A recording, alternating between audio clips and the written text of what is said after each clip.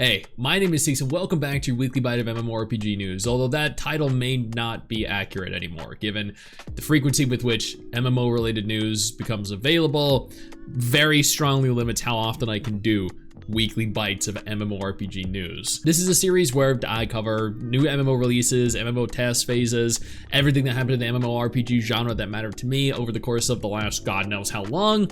If this is your first time here, consider subscribing to the channel. That way remain up to date with every single thing that I post. I post several times per week.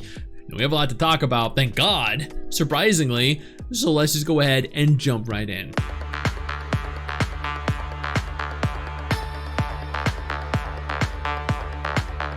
Blue Protocol's Star Resonance is officially launching in China in July 2025, with global slated for release later in the year. Now, I made this thread over on our subreddit for Blue Protocol. If you want to go ahead here and join it to stay up to date with Blue Protocol and Star Resonance specifically, a global release has been confirmed. Global will be launching in 2025.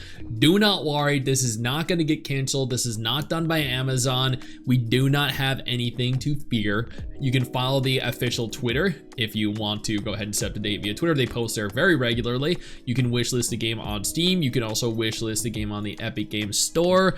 If you want to play in China and you want to use a VPN, actually, you know what? I don't even know if the game's gonna be like accessible through VPN. You might not even need a VPN, but if you want to try the game out, see whether or not you should even be excited for global in the next few months, then you can go ahead and play next month in China. Granted, you won't understand anything, but half the time, I mean, the vast majority of MMOs are pretty cookie cutter anyway. If you played one, you've kind of played the vast majority of them. Chrono Odyssey is holding a playtest, a public playtest, beginning on June 20th, running through June 22nd. Now, MRSSTIX and I actually managed to play through the entirety of the early access beta version that we were given access to. We have a video on this titled "We Played the Chrono Odyssey Pre-Beta."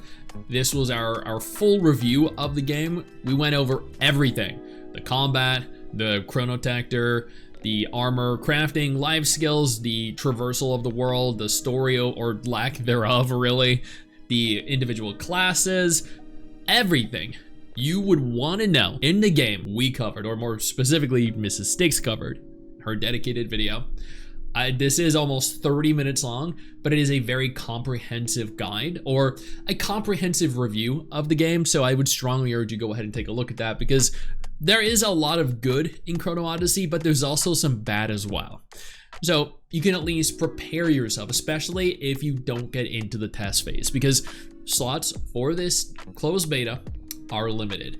Now, the game is launching this year, which, I mean, does not admittedly give them a whole lot of time to fix the issues that the game has, but you know what? I have faith. I think they got this in the bag, but I guess only time will tell. An MMO I'm a little bit less certain of, though. Sword of Justice, which now actually has an extension to the name, the Pulsing Martial World. Okay, this is Justice Online. We've been waiting for this wuxia MMO for 5 years, 7 years maybe. Actually, I think was the first time I did a dedicated video on it. You can pre-register. I know you could see down here, pre-register on the App Store, the Google Play Store. I know, trust me, I know. The original Justice Online was actually a PC MMO. The Justice Online we're getting is a cross-platform MMO, and where Blue Protocol Star Resonance is actually a really good quality cross-platform game, I don't think that's gonna be the case for this one.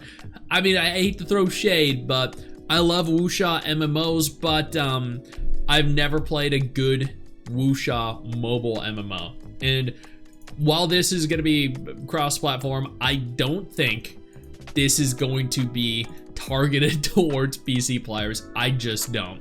You can pre-register. The game is releasing soon. Before we go any further, I do want to take a moment here to thank all of my incredible patrons over on Patreon and my YouTube channel members who allow for me to continue to do dedicated videos like this every single day. You guys are absolutely phenomenal, and I genuinely cannot thank you all enough for the support.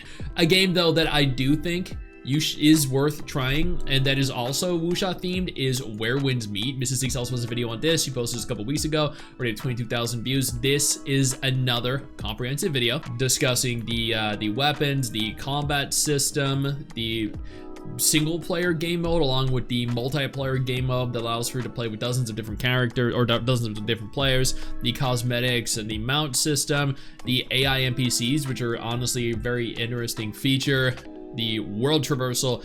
This is a beautiful game, by the way, absolutely stunning. This makes Sword of Justice look like shit. And life skills, the story, the sects, and I did not say sex, I said sects with a T. This is probably the only upcoming wuxia game that I think is has any real chance of success, and that's okay, because admittedly I feel like the market is not large enough really to cater to more than one game of any individual type right now. Aion 2 was officially not only announced but confirmed to be releasing globally. They have an official website up and available right now. The website is only available in Korean, but you can translate it into English. I have been waiting for this actually for I think over 5 years. I believe back in 2018 or 2019 was the first time I covered Aion 2. At the time it was exclusively a mobile game. Now it is a cross-platform MMO, because every MMO these days is cross-platform, either PC console, PC mobile, or PC mobile and console. And I mean, if a game is going to release exclusively on mobile, it's not worth playing. The website has a little bit of information. The characters look insanely good. The world looks really good. I did a dedicated video on this that I strongly urge you to also go ahead and take a look at. It shows the gameplay, which admittedly, I mean, it doesn't look incredible, but it does actually look pretty decent for a cross-platform MMO. So I'm excited to see what they ultimately do with this. And finally, another new MMO was announced just what, a week ago, from Mundfish, titled The Cube. This is an MMORPG shooter set in the Atomic Heart universe. Atomic Heart is a single player, multiplayer console game. So this is definitely gonna be interesting.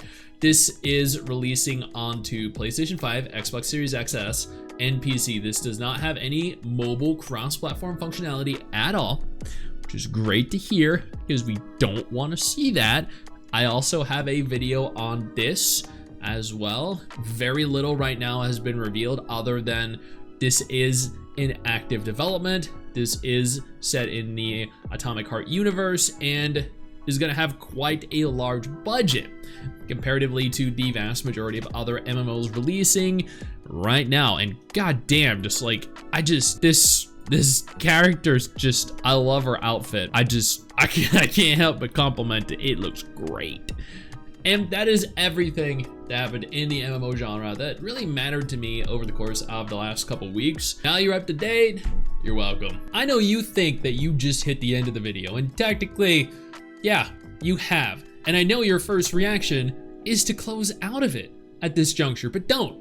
No, instead, I urge you to take a moment here and click one of the videos on screen that are coming up in just a moment, so you remain up to date with everything going on in the gacha genre. Trust me, you are not going to regret doing so.